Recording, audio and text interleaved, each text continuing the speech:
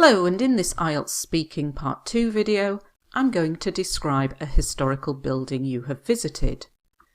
You should say where it is, what it looks like, what it is used for now, what you learned there, and explain how you felt about this building.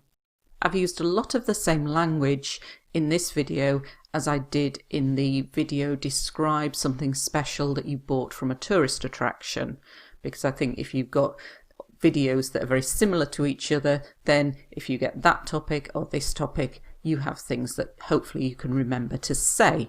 So I might not go through every single word in this video in as much detail, because you can watch the other video as well for that. So let's take a look at the model answer. To be perfectly honest, I haven't visited many historical buildings, mainly because I haven't had the opportunity. But there was one I went to when I was visiting London, and I found it fascinating. Prior to this visit, one of the things on my bucket list was to visit Buckingham Palace. I'm not a big fan of the monarchy, but it is a stunningly beautiful building, and I'm fascinated by architecture. So during a trip to London last year, I made a point of visiting it. It is only open to the public for a few days in August, and I was lucky enough to be in London at that time. Because of the limited opening times, it was essential to pre-book, so I did this a few months in advance. During the visit, we were given a tour of the staterooms, which I used when the Queen is entertaining guests.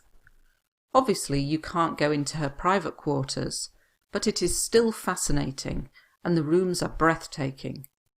We had a guide showing us around, and she told us some historical facts about the building, and interesting info such as there are 775 rooms inside the palace.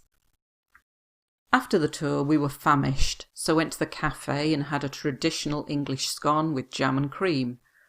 Shortly after, as I was browsing in the gift shop, I spotted a teacup, and I decided to buy it as a souvenir of my visit. It is bone china and a beautiful pale pink colour.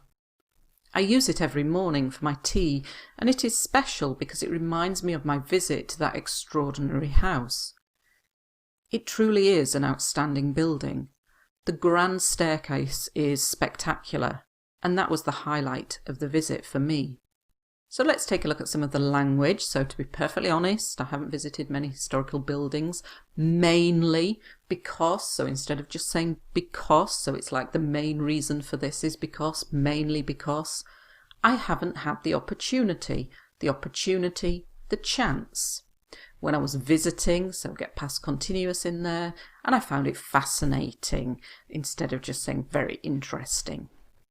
Prior to, before. My bucket list, I mention this a lot. Remember, it's the list of things that you want to do before you die. I'm not a big fan of, I don't like the royal family.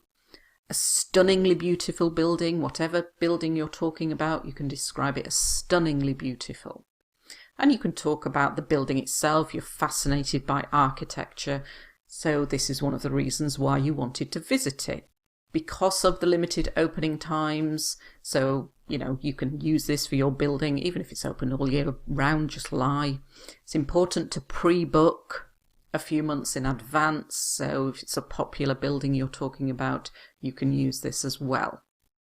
So try to use this in your building topic. We were given a tour, because then you get the passive in there. We were given a tour of the staterooms. These are the rooms that the Queen uses when important people come to visit. They are used when the Queen is entertaining guests, so receiving guests. You can't go into her private quarters. These are the private rooms. In any old building that is still inhabited, there will probably be private quarters, so it's the private areas. It's still fascinating, captivating, interesting, intriguing, and the rooms are breathtaking. They take your breath away. The person showing you around a building is called a guide. Both men and women can be called guides. Historical facts, historical information, and try to shorten information to info. We were famished, we were really hungry. A traditional English scone with jam and cream. Shortly after, not long after, I was browsing in the gift shop. When you're looking around a shop, you browse. I spotted, I saw, and I decided to buy it as a souvenir, a memento of my visit. So a souvenir comes from the French word souvenir, to remember, and so it's something memorable from your visit, a souvenir. Bone china, this is made from bone china, it's very thin china, and it's pale pink, very light pink, pale pink. It reminds me of, so something reminds you of something, you remember it because it's a reminder of it. Extraordinary, describe the building as extraordinary, fantastic, amazing. It truly is, it really is an outstanding building. The grand staircase is spectacular. On the previous slide, I had a picture of the grand staircase with all the gold. It's spectacular. You need lots of these descriptive adjectives, not just it's nice and it's interesting. It's spectacular, it's extraordinary, it's outstanding, it's fascinating, it's charming, it's breathtaking. And the highlight, think about the building. What is the highlight? That's like the best bit for you, the best bit of the tour for you. So, I've tried to keep a lot of the information similar to the something special one to help you. So at least now you've got two you can hopefully remember to talk about in the exam. So let's have a look now at one part 3 question connected with this topic. Why do people visit historical buildings? I guess there could be two main reasons for this. On the one hand, some are fascinated by history and want to find out about the cultural value or historical significance of the building. For others, though, it could be simply for pleasure. In my country, some old buildings have free admission, so it's a cheap day out.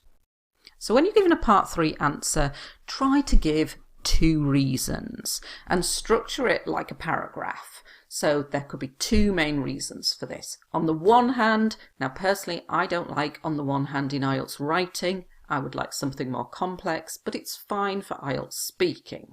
On the one hand, some are fascinated by, interested in, intrigued by, captivated by history, and they want to find out about the cultural value, so what importance it has in the culture of the country, or historical significance, so why it is important in history. So very useful phrases there: cultural value, historical significance.